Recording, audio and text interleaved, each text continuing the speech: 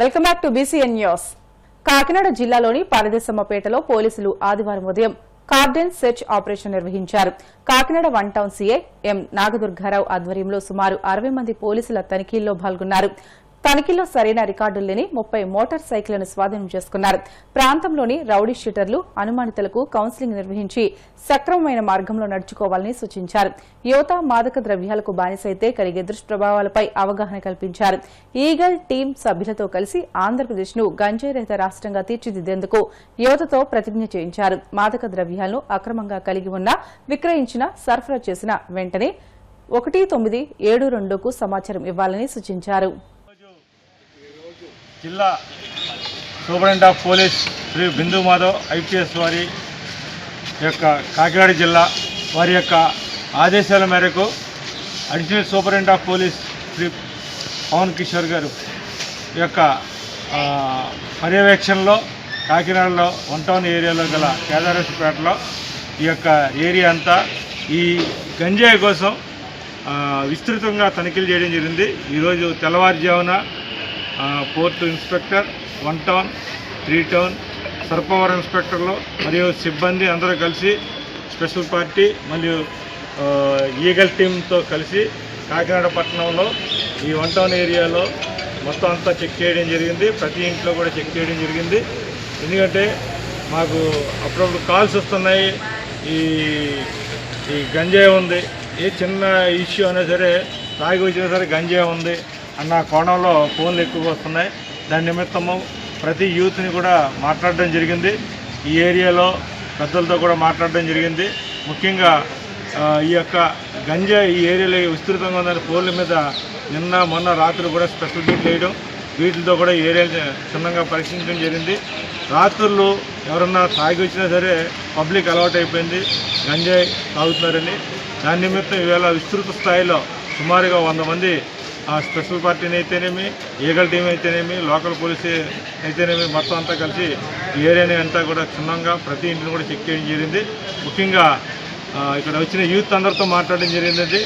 ఎందుకంటే అందరూ కూడా 20-25 ఇయర్స్లో కుర్రోళ్ళే ఎక్కువగా నైట్ టైం ఎక్కువగా తిరుగుతున్నారనే సమాచారం మీద వీళ్ళందరినీ కూడా కౌన్సిలింగ్ చేయడం జరిగింది. ముఖ్యంగా మాకు ఈ డ్రగ్స్ కిట్స్ అనేవి సప్లై చేయడం జరిగింది. దీని యొక్క ముఖ్య ఉద్దేశం అంటే ఎవరైతే 6 నెలల 6 మంత్స్ లోపున ఎవరన్నా సరే ఈ డ్రగ్స్ సేవించినట్టు తెలిస్తే ఆ కిట్లతో పరీక్షిస్తే వారు కంపల్సరీగా సేవించారు లేదు అన్నది మనకు తెలుస్తుంది.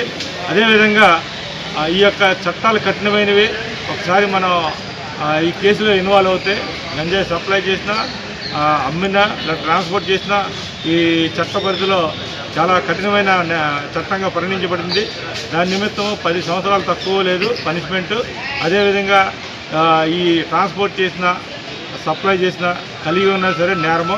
కాబట్టి ఏదైనా మీకు సమాచారం వస్తే, గంజాయి గురించి ఎటువంటి సమాచారం వస్తే మా యొక్క టోల్ ఫ్రీ నెంబర్ 1972 దాన్ని తెలియజేయండి. 1972.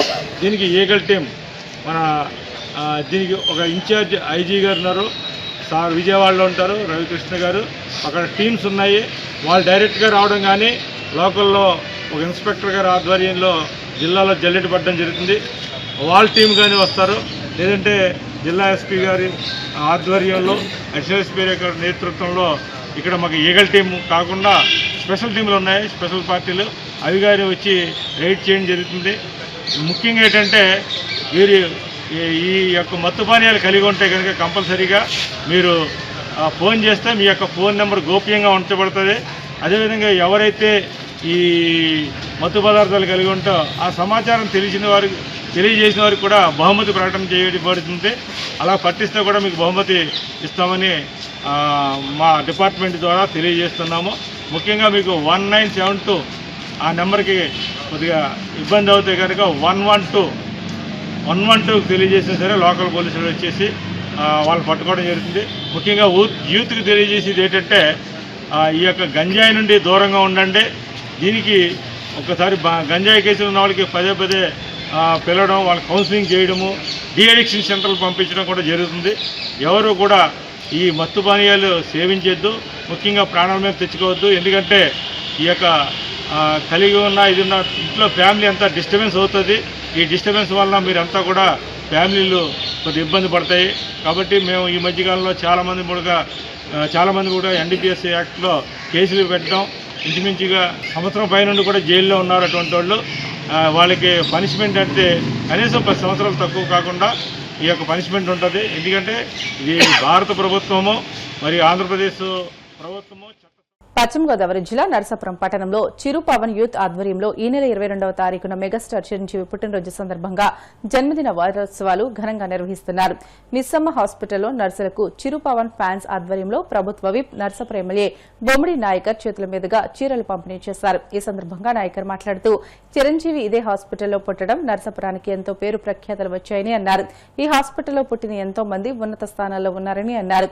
ఈ కార్యక్రమంలో మహిళా కమిషన్ మాజీ సభ్యురాలు డాక్టర్ సిరిగిరెడ్డి రాజ్యలక్ష్మి, చిరుపవన్ యువత జిల్లా ప్రెసిడెంట్ కోపల్లి శ్రీను, నర్సాపురం నియోజకవర్గ ప్రెసిడెంట్ పోలిశెట్టి సాంబ, సెక్రటరీ చెన్నంశెట్టి నాగు, జనసేన నాయకులు కోటి, దివి సత్యన్, చిరుపవన్ యూత్ అభిమానులు పాల్గొన్నారు. మరి ఇక్కడ ఏర్పాటు చేసినటువంటి మెగా ఫ్యాన్స్ అందరూ కూడా ఈ రోజున ఇక్కడ శారీస్ పంపిణీ కార్యక్రమం పెట్టారు. ప్రత్యేకంగా ఇక్కడ ఉన్నటువంటి డాక్టర్ సిస్టర్స్ అందరికీ కూడా. ఎందుకంటే మరి మెగా చిరంజీవి గారు ఆయన పుట్టినరోజు సందర్భంలో మరి ఈ రోజున ఇక్కడ ఈ కార్యక్రమం ఏర్పాటు చేయడం జరిగింది. అంటే చిరంజీవి గారు పుట్టినరోజు వస్తుందంటే మన ఆంధ్ర రాష్ట్రమే కాదు, తెలుగు రాష్ట్రాలే కాదు, యావత్ భారతదేశం కూడా ప్రతి ఒక్కరూ కూడా పండుగ చేసుకునే రోజు చిరంజీవి గారు పుట్టినరోజు. మరి ఆయన ఒక చలన చిత్ర పరిశ్రమలో తనకంటే ఒక ప్రత్యేకతను ఏర్పాటు చేసుకుని తన ద్వారా మరి వేలాది మందికి సినీ పరంగా అవ్వచ్చు, అదేవిధంగా వేరే ఇండస్ట్రీస్లో కూడా రాణించే విధంగా కూడా ఆయన సహకరించిన తీరు అంటే ప్రతి ఒక్కరికి కూడా ముందుకు తీసుకెళ్లే విధంగా కూడా ఆయన సహకరించడం మరి అలాంటి మహోన్నత వ్యక్తి.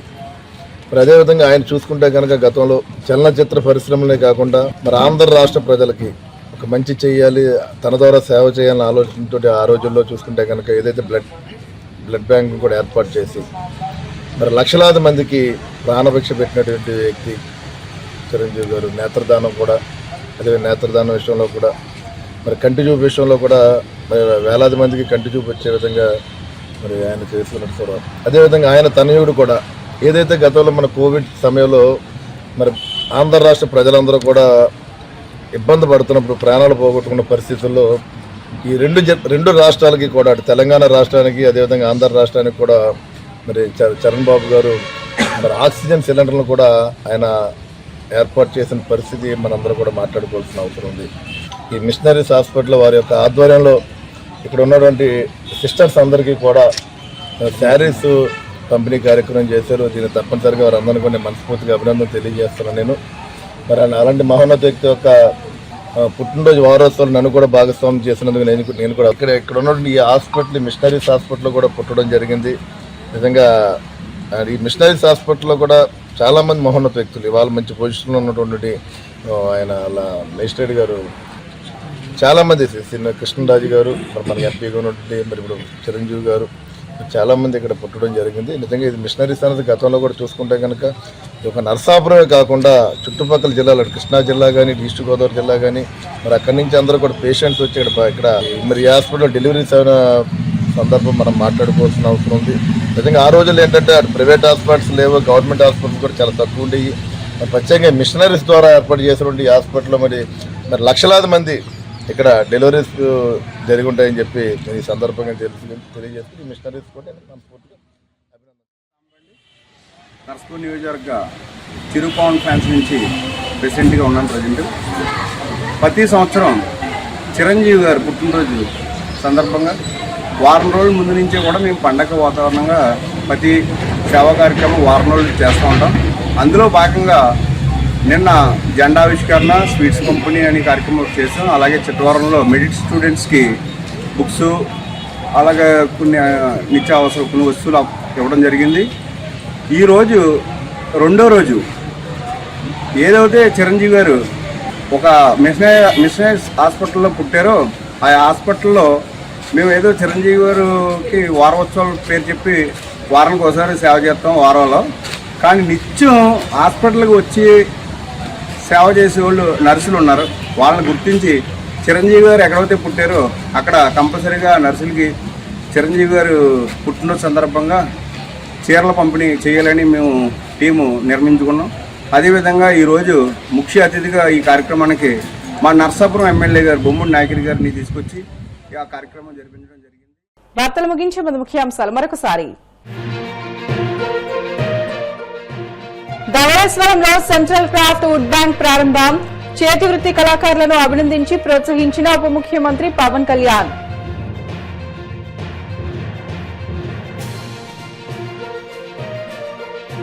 వైసీపీకి చెందిన బీసీ ఎమ్మెల్యేలు, మాజీ మంత్రులు, సీనియర్ నేతలపై కూటమి ప్రభుత్వం అక్రమ కేసులు పెడుతోంది. విమర్శలు గుప్పించిన వైసీపీ నేత రమేష్ గౌడ్. రైతుల భూముల సేకరణ వ్యవహారంలో వాస్తవాలను వక్రీకరించి ఆరోపణలు చేస్తున్నారు. మాజీ మంత్రి కాకాని గోవర్ధన్ రెడ్డి ఫైర్.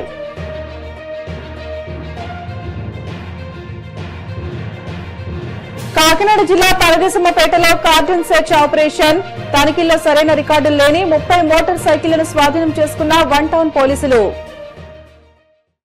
ఇవి ఇప్పటివరకు బులెటిన్లోని అప్డేట్స్. మరిన్ని వార్తల కోసం BCN digital YouTube channel, Facebook పేజీని ఫాలో అవ్వండి. మరిన్ని వార్తల కోసం ప్లీజ్ డూ సబ్స్క్రైబ్.